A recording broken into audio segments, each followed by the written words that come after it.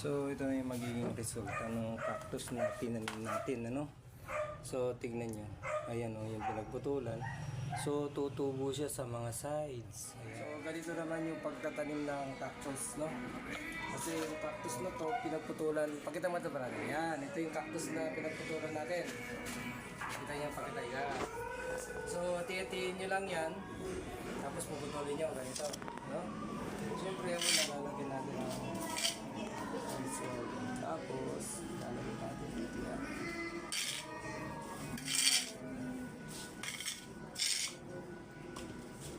Yung pagtatanim ng cactus.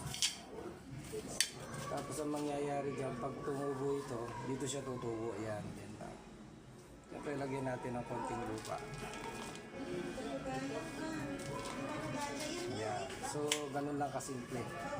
Pagtatanim ng cactus. Tapos, binigyan ng konti, pwede na yan. So, ito na yung mga naging ano natin. Yan, tatlo. So, ito na yung magiging resulta ng cactus na tinanim natin, ano? So, tignan nyo. Ayan o, yung pinagputulan. So, tutubo siya sa mga sides. Ayan. Kaya ito yung magiging resulta ng tinanim natin na cactus. Ayan, cactus pinagputulan. Kasi ito, pagka konti lang yung lupa, so magiging ganito siya. Maliliit lang siya. Ayan. Ayan siya o. Cute siya. Pero pag tinanim ito dun sa malaking lupa ay lumalaki talaga siya. Ganito kalaki yung pinakapuno niya, no? Ayan. So ito na yung ating cactus pag tumubo. Ayan.